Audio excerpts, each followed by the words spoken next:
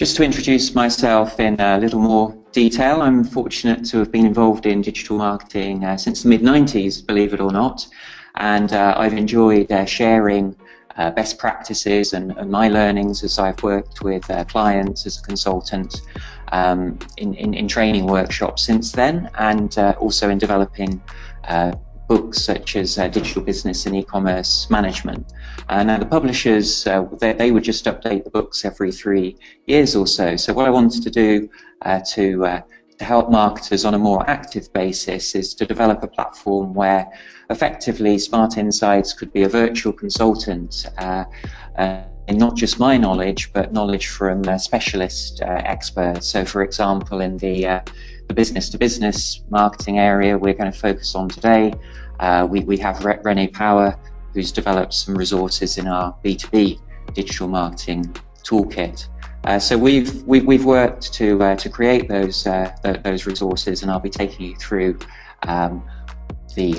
you can see on the screen there, one of our most popular resources is a planning workbook, which is actually a Word document that you can go through to very quickly develop your own strategy, and I'll be highlighting some of the tools that are available within that. We like mind tools to help you think, discuss with colleagues and agencies. So we are going to have the questions as we go through, which will be great. If you do have any future questions, I'm very happy to link up on LinkedIn, of course, and you can see that my expertise as well as strategy, I do like to get to grips with the details that matter in digital marketing. So whether it's SEO, social media, or email marketing, or analytics. So we will drill down into some of these more practical topics as well. So I've taken a look at your questions that you asked when you signed up for the webinar, and that was really interesting and useful. Actually, I've been able to tailor the webinar, and I think a lot of people are still at a very early stage in their digital marketing and how they integrate that into their traditional marketing. So we're going to start from this position: is where should I start? And then there was also a similar question: is if I've already got a plan, where should I look to focus to get the biggest incremental benefits? So we'll look at that as well. Now, this was a really interesting one. At Smart Insights, we find there's a huge hunger for people to create digital strategies, and it's a very good question. Why should we do that when we've already got a marketing strategy? And my view is that you very much should integrate digital with marketing, but before you do that, you need to run a digital transformation program which really works through the opportunity, strategy and action, as you can see on the right here. So you can get buy-in from your colleagues to explain the extent of the transformation that's needed. But in the future, when you've made that transformation, it should very much be part of business as usual, your overall marketing strategy. We had quite a few people talking about KPIs, key performance indicators, and I'll give you some examples of dashboards that I think businesses should develop to look at this integrated strategy, how well it's working. Templates, as I've said, I'll show you examples of those. Maximum bang for buck, people are asking naturally, and then some more practical questions about lead quality, and I hope to touch on that also. So to answer that question, where to start, what we believe is you need to review the current situation and really see the gap, do a gap analysis of where you are now against where you need to be. And if we take a look at this framework, you can download this from the site if you're a basic member. And in fact, we've got a benchmarking template like this for all of the individual channels as well, such as social media, SEO, customer experience, and so on. So what we would suggest you do is you score yourself on different criteria on a scale of 1, where you're just starting out, to 5, which would represent the most advanced businesses in the world. And I'll show you some examples from some of those later in the webinar. Now, what I believe is that what you must have for success, to drive success, is you do need a strategic approach, but coupled to that, you need to be data-driven and to have an optimization process. So to start, you do need to define those key performance indicators in the dashboards, and then to move to a more advanced approach that we'll talk about later. As I mentioned at the start there, you do, I think, often need a digital transformation program where you get senior management to across the business to buy in and put in place the resourcing, because often you'll need new skills, you'll need new agencies. For the very largest companies, you may have to actually restructure. You might initially have a central digital marketing center of excellence, but then through time you'll distribute, as it says here, decentralization and reskilling. You'll have more people throughout the business in the marketing, brand, product teams who do have the digital skills needed. Having the right data and infrastructure is really important to drive success, particularly when you're capturing leads, you're assessing the quality of your audience, and then following up through marketing automation, which is what we'll touch on as well. And then finally, with F&G here, these are really the practical ways, the touch points that you have on your website and through your email and other channels.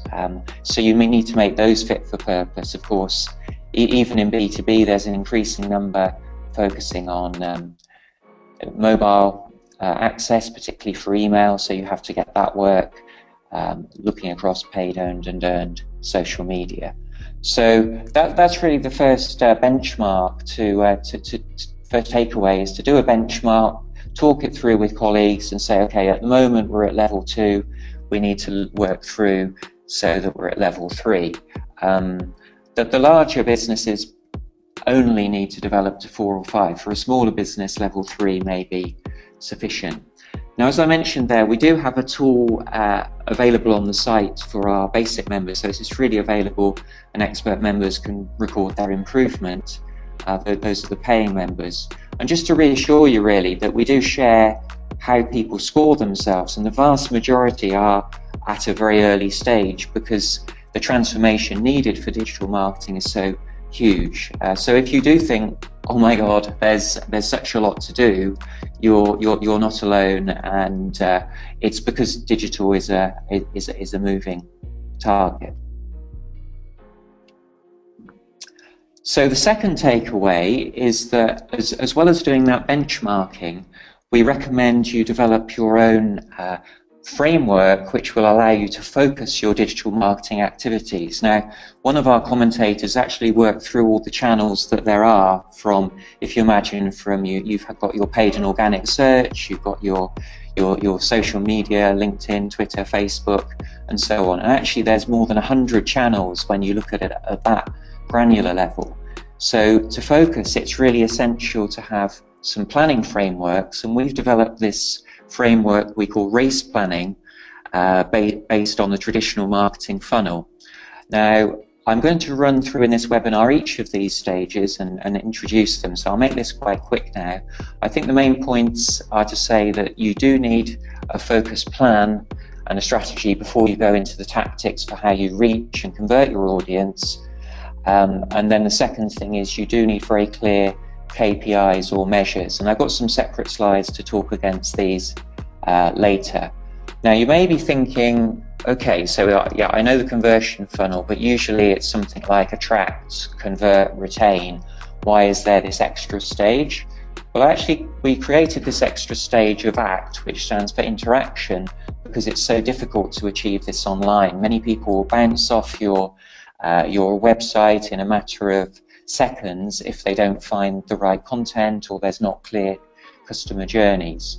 So in a B2B marketing sense, this is about developing leads and capturing leads on the site, and then the conversion stage is working through building the relationship, maturing those leads to conversion, and then engage is the long-term customer relationship to develop customer loyalty, boost satisfaction, and then get those repeat purchases. And recommendations too, of course, that's particularly relevant with social media.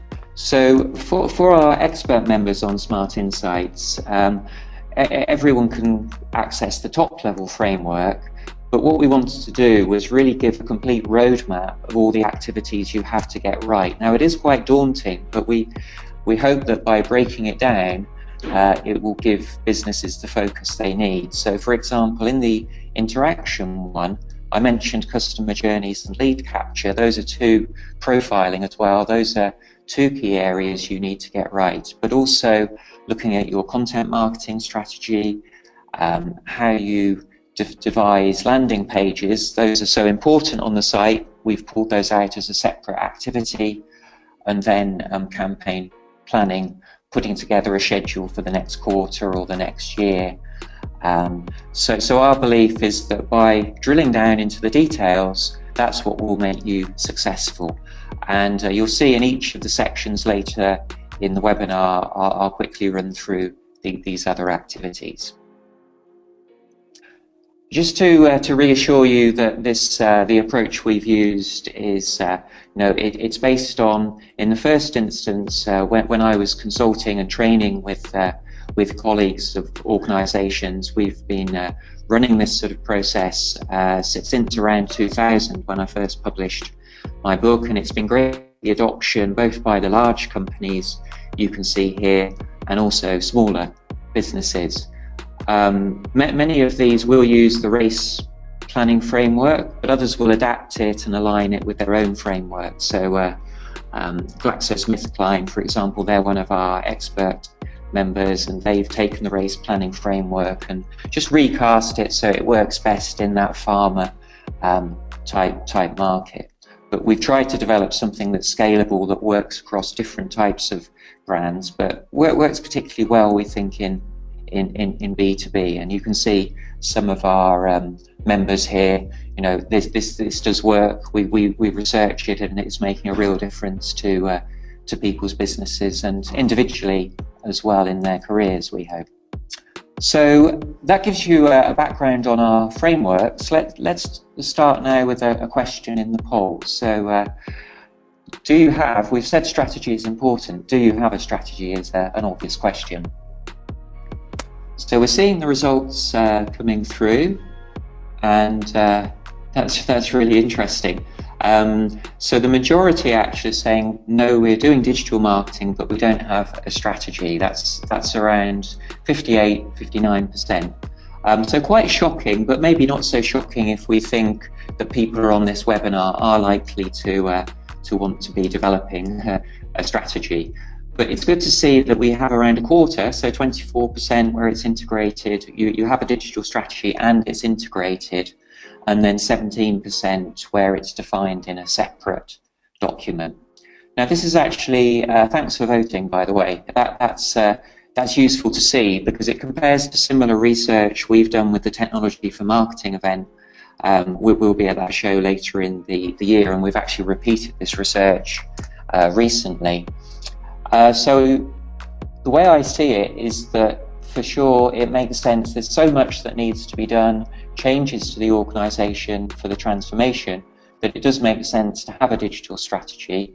But the starting point is a separate transformation plan, really, and then which is the light blue area of the pie, and then the long-term plan would be to make it integrated as part of business as usual, and the digital activities are aligned with what you want to achieve as a business. So what I'll mainly be focusing on in this talk is developing a separate document, but I'll be giving you some ideas on how you can integrate. As well as the vote there, I just wanted to find, just for those of you who say we don't have a strategy, you'll need to work with your colleagues to identify, you'll have to justify why you need a strategy. So I was just hoping you could type in to the chat box some of the reasons why you think it would be a good idea if there's no to have a strategy. What sort of problems might you hit if you don't have a strategy or a long-term plan for digital? So if you could type those into the chat box, please, and we'll just see what you think. Share some of those ideas.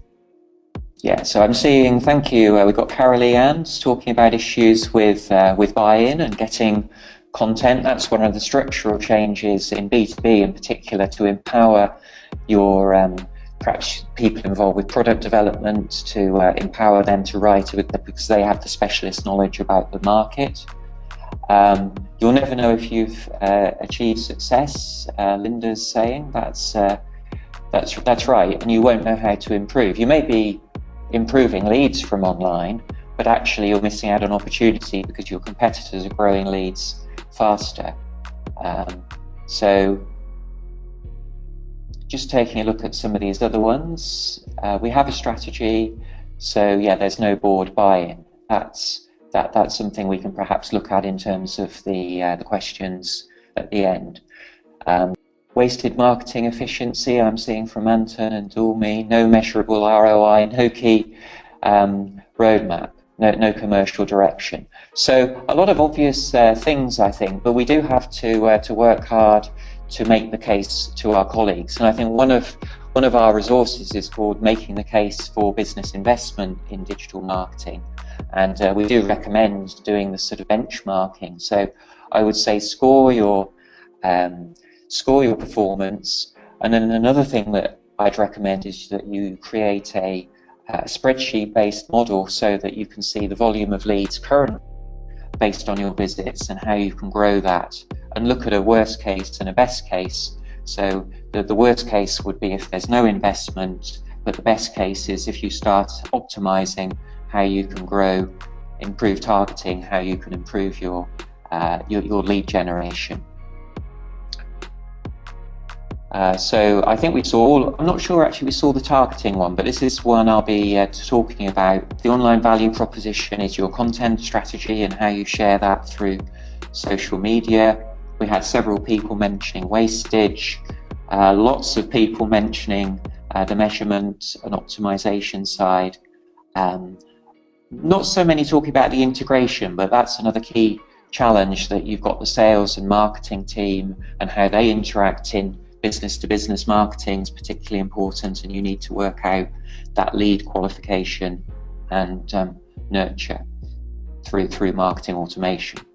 So thanks very much for those. I'm going to speed up a little as we get into the practical tools now, and then we'll come back for the questions in around half an hour or so. So I mentioned that you need that initial phase of developing a plan.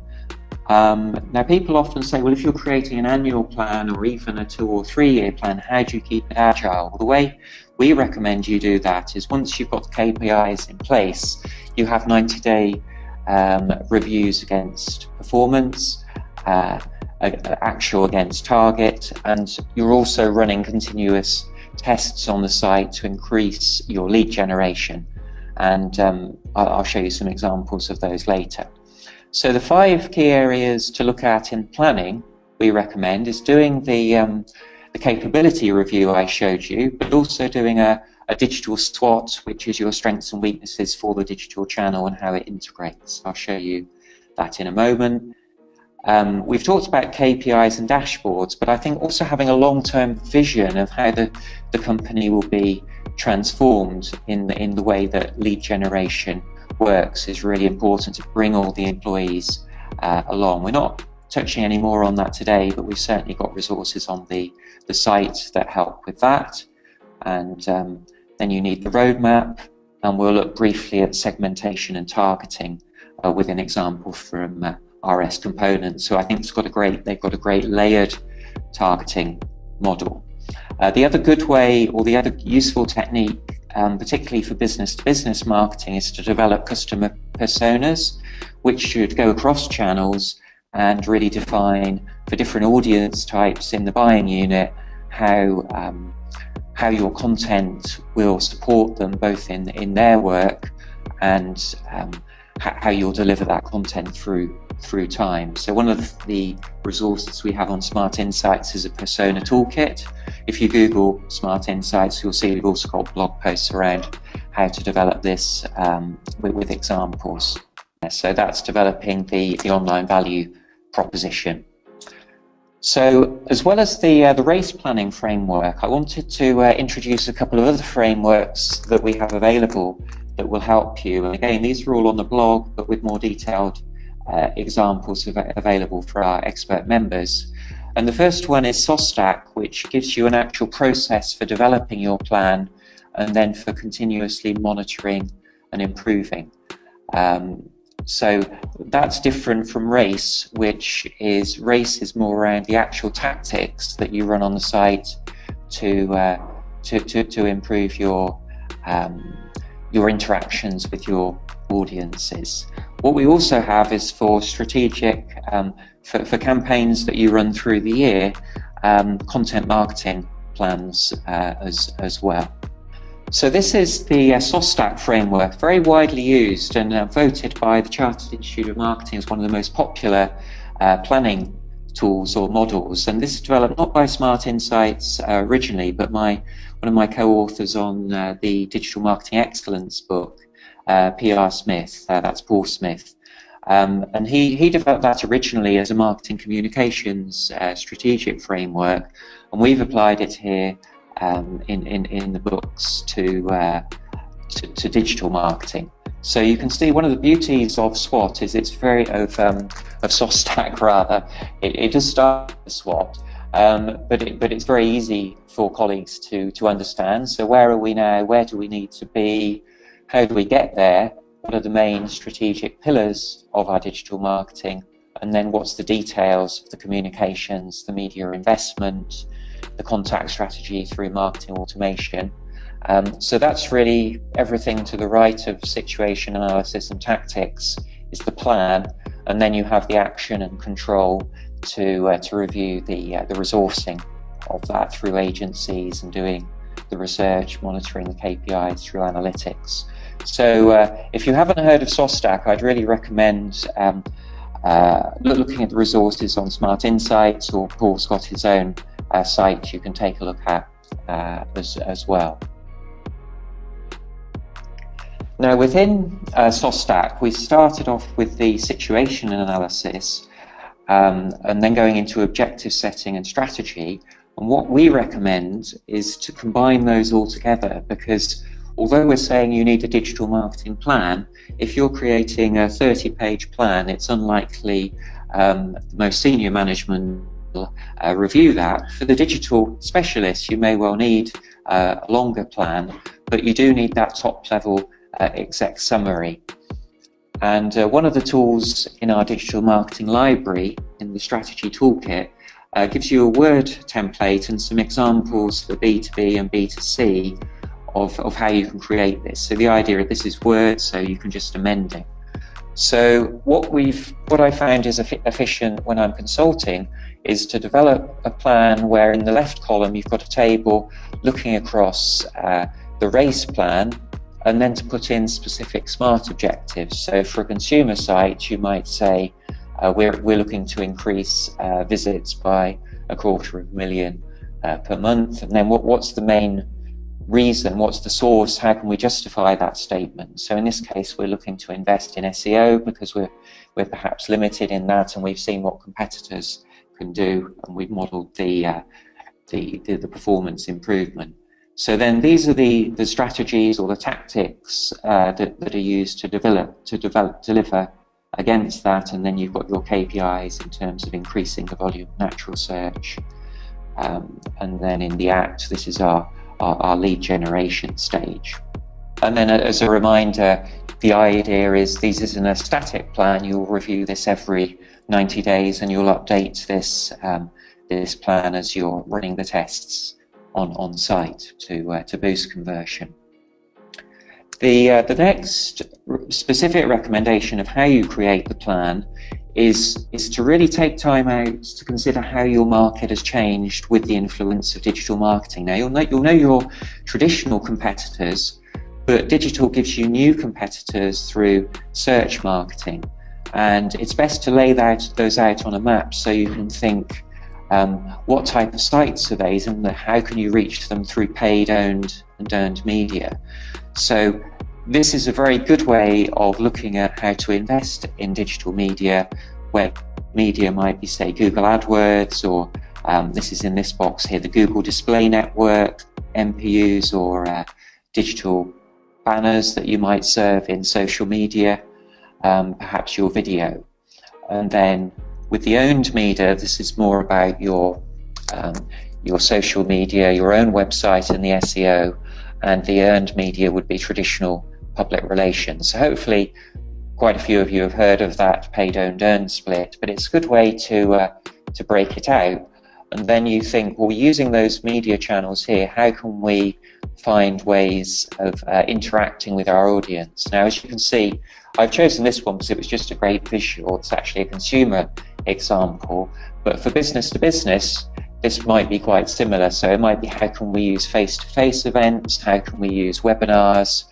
Are there any ways we can develop a content hub with relevant content for our audience? So I'll show you an example of that content hub idea in a moment. And then you'll know the SWOT analysis, which is usually just 4 boxes. Within the Smart Insights templates, we use what we call a TOWS analysis, where you put the strengths and weaknesses internally at the top, opportunities and threats on the left, and then you combine the two to say, well, what are our main strengths and opportunity strategy, or weakness and threats. So if we're sort of poor at conversion rate optimization, that might be one of our main strategies that we're going to use in the year ahead. You'll also notice here I've prefixed each of the strengths and weaknesses with race, so whether it's an issue around reach or conversion, or G for governance, you know, perhaps there's a resource issue or a brand issue that needs to be managed. So I'd really recommend this TOWS framework because it's forward-looking, whereas traditional SWOTs are more backwards-looking.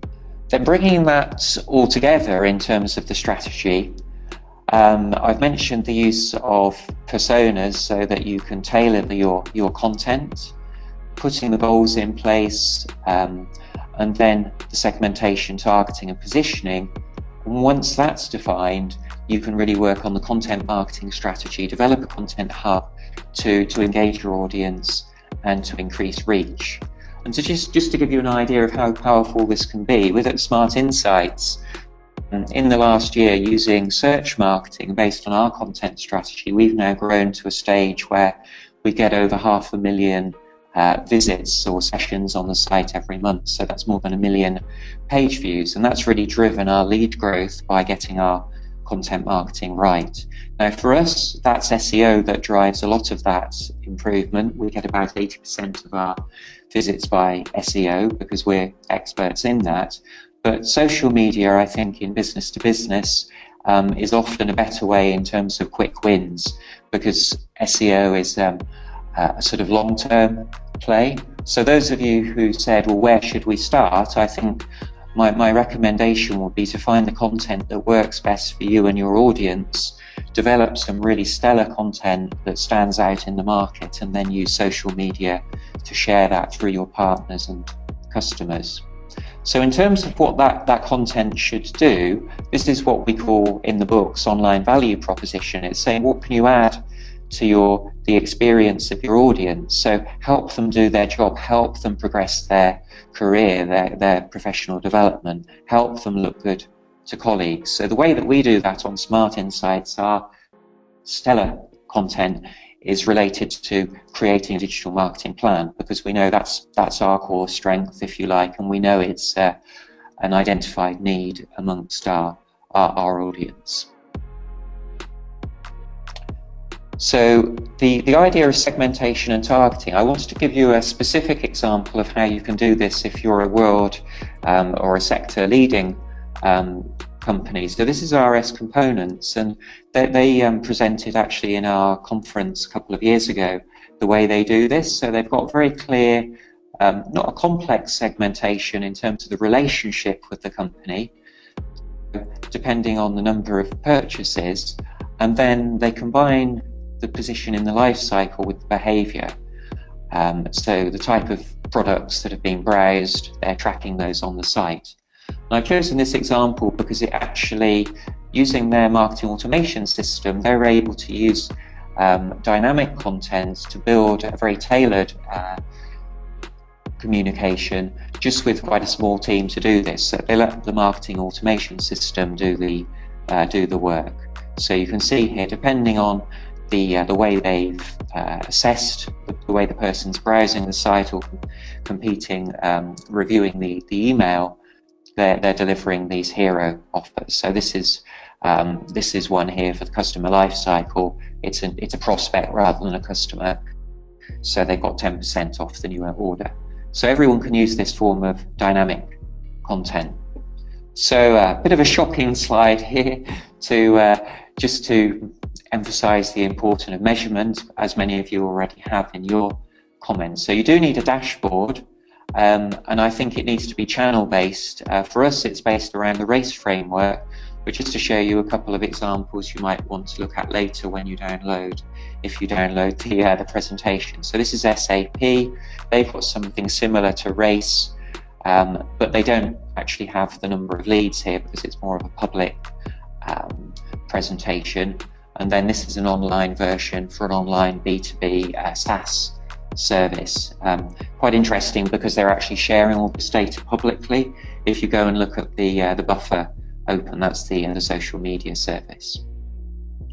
But for smart insights and using Google Analytics, what we recommend is that you tailor according to the RACE planning framework, like so.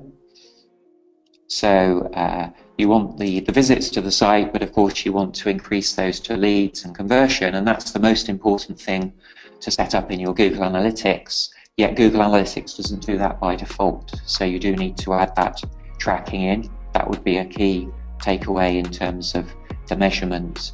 And then this will be your traditional marketing automation or sales system recording the conversion through to sales and the quality of those sales, and then in the longer term, the lifetime value of those sales. So rather than just thinking of the volume of interactions online, do think about the quality and value you're generating as well. And this is a company I've worked with which illustrates this quite nicely. They were able to say for the leads that were generated on their site through this taster, it was actually a consumer business for people. It's a bit like our interactive tool. They were able to work out that when someone does the taster, it's worth £9. So they can then work that through their analytics to see the value. So that's the plan stage, which is the longest section because I did want to race through. So I'm going to go through in the next 5-10 minutes or so quite quickly these other sections.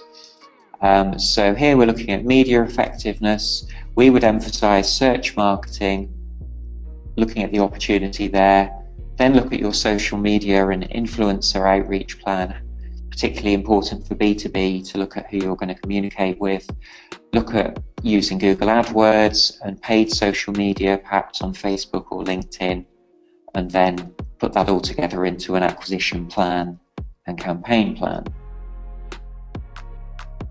So that question of where do you prioritize, I think it's really useful across your media to say, look at the volume that you're generating now and hope to generate in the future against the quality and the cost. So what we're seeing here is high volume, high quality, and that's really where you should focus your efforts by the 70-20-10 rule. That's where you should be focusing because you're getting the highest return on investment here.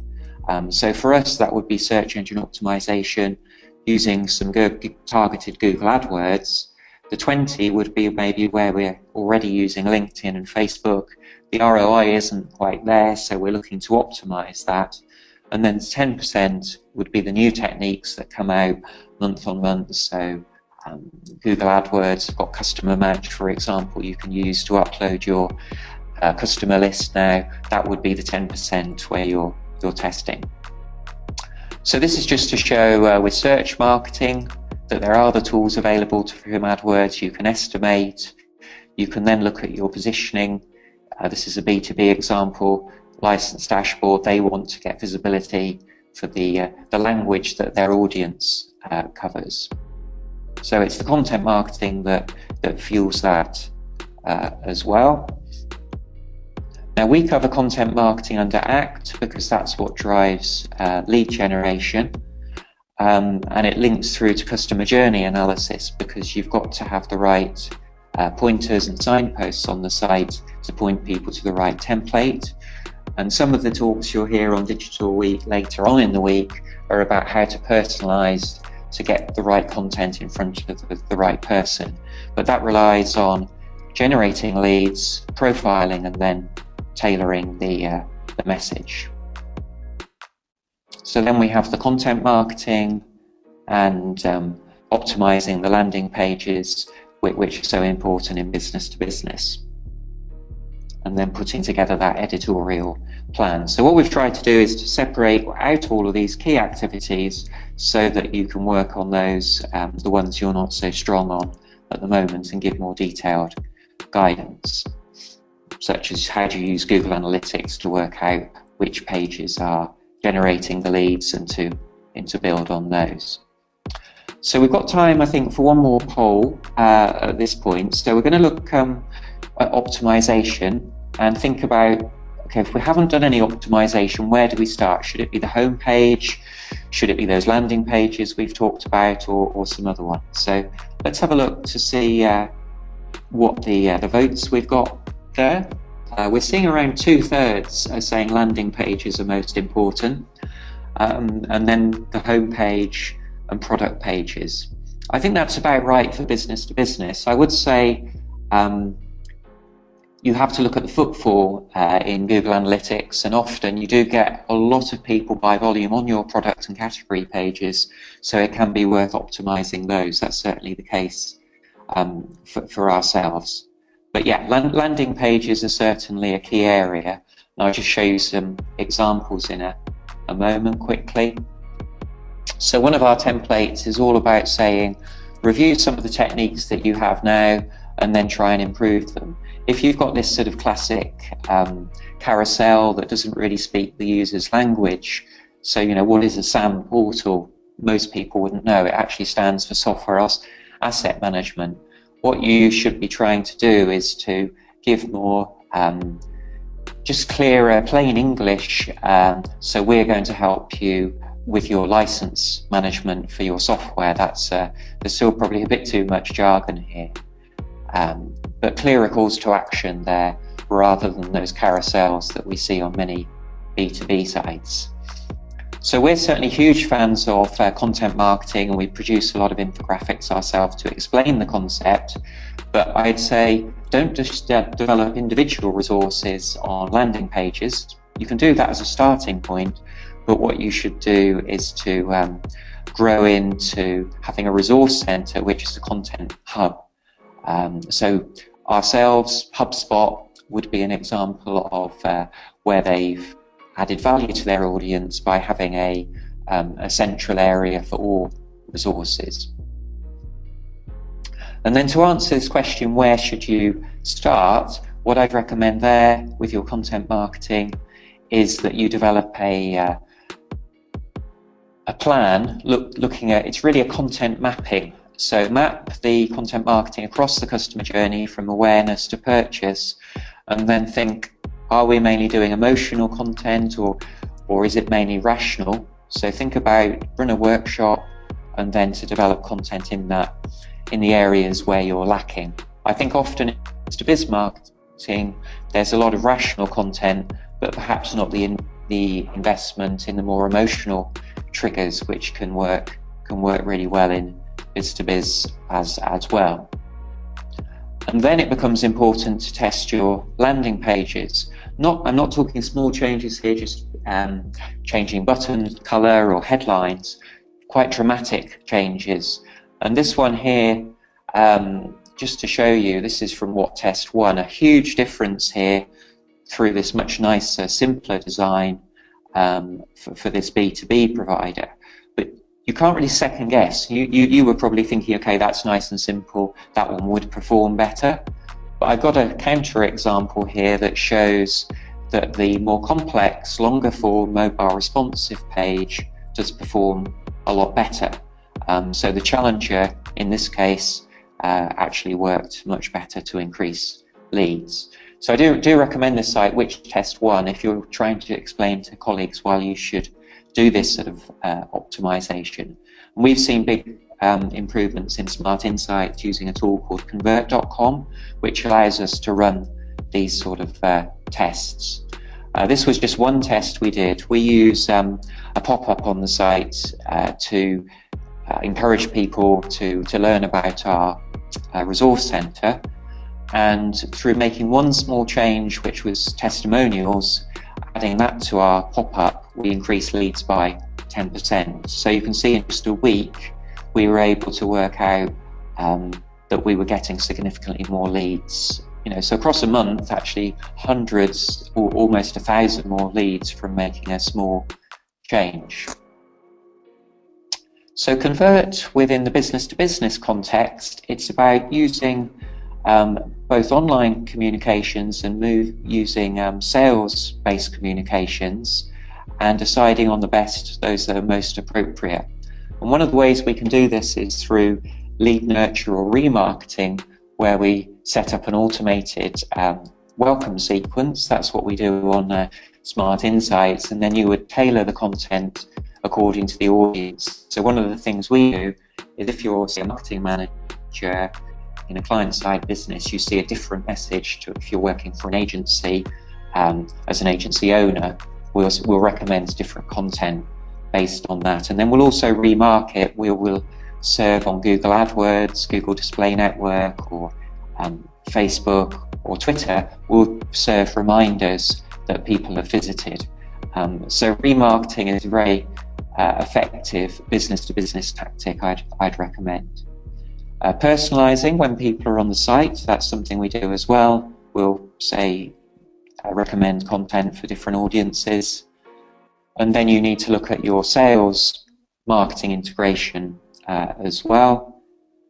Look at the conversion rate optimization also, if you've got online sales. And then we've called out mobile separately because it is growing importance for B2B, although not as important as B2C now, where it can be more than half of the audiences. So in terms of following up on leads, I think this is the way we think at Smart Insights, and you don't have the resource to follow up on everyone. So it's really where they're showing, the audience is showing the highest level of interest by a number of times they're accessing your content or the type of content they're using.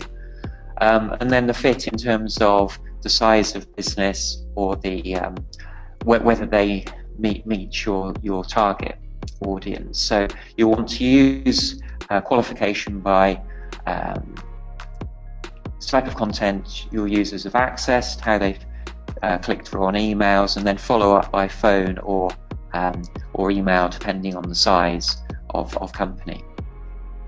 And then work out triggered emails, how you follow up for different types of content assets being downloaded. That's all your marketing automation. Okay, I've got a couple of B2C examples here about optimizing, just to show what you can do. But I think because of time, it's showing that you can customize in different markets with the right tool. But I've talked a bit about optimization already, so I want to get to your questions. So just to complete the picture then, this is once you have converted customers and how you use them as advocates, how you onboard them using the online help services, give them a great experience, give great quality of customer service, all the good marketing success criteria, but also email marketing and social media to stay in touch with your audiences and help them to become advocates for the business. So on this marketing automation, another simple mind tool I'd recommend that you can use is just do again a gap analysis before or after across the customer life cycle. Where are you using email now or personalization on the website against how can you do that in future? So that's the before and the after. And then work that through into new email communications, new content to support those new touch points. So that is our race through race planning. You can see we really believe that you need to go into the details to be successful, because if you don't go into these details and optimize, your competitors will. So drive it by analytics, create models of what the uplift is in spreadsheets, do those capability reviews, develop the strategy so that you can have your pillars for success, create a long-term vision and roadmap, and then really be relentless about driving improvement through the some of the optimizations I've shown. So I hope you found that's useful. It's a lot to take in, but I know everyone on the call is busy, and I want to get across as much as possible, and to give practical tips both for those of you who are new or perhaps more advanced as well. So do get in touch on LinkedIn or follow us on some of the other social channels, but I'm very happy to answer questions there. But I'd like to just answer a few in the time we have remaining. So thanks for listening, and I look forward to the questions.